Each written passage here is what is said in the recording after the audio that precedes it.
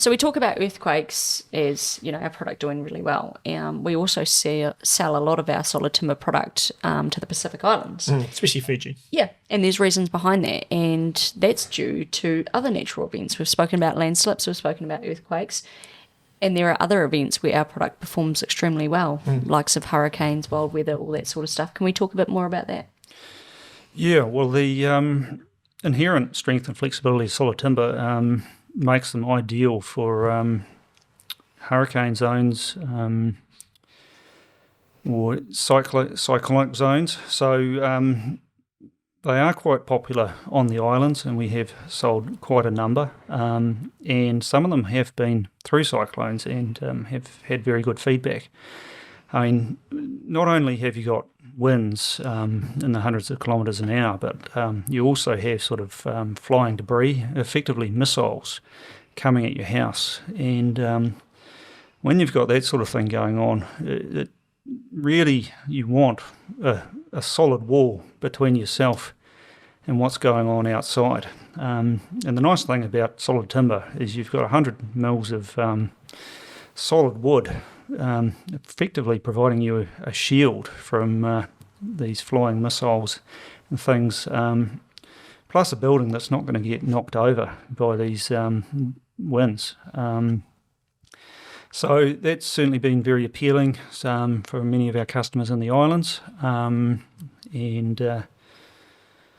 I think that it's a very good investment because just like earthquakes in New Zealand, you get these cyclones in the islands, that they're going to happen eventually. And the last thing you want to be doing is having to rebuild or repair your house when you can make a choice to build with something that is going to withstand the damage.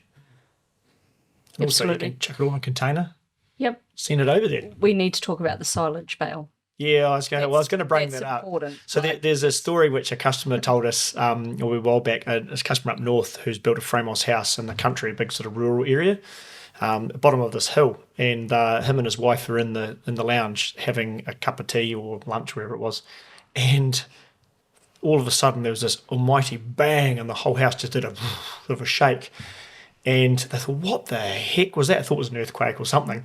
And with that roaring out the side of the house, and there's this huge big silage bale that had basically exploded against the side of the Fraemohs house.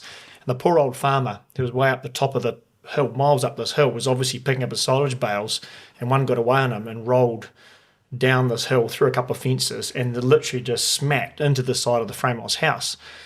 And it just so happens they were sitting just on the other side of the wall, and all they could think of is if they were in a traditional home, they'd hate to think Could have been a very how different that story. exploded. And I guess it just once again demonstrates this. I mean, I'm not saying build a house in case a silage bale hits the side of your house, but I guess it just demonstrates the strength of it, And they would once again they told us the story because they're just so thankful about that this situation happened to them, and if it wasn't for being in a Fraemohs solid timber, how things could have been so different. Of course, the poor old farmer came racing down his tractor, obviously rather concerned about this bale that got away on him, and obviously he was probably rather thankful that it was a solid timber house he hit rather than a traditional home as well. So, Right. And there was no damage either. no damage. No. I think there was some silage stains, was they had to wash off the side of the house, but no damage whatsoever.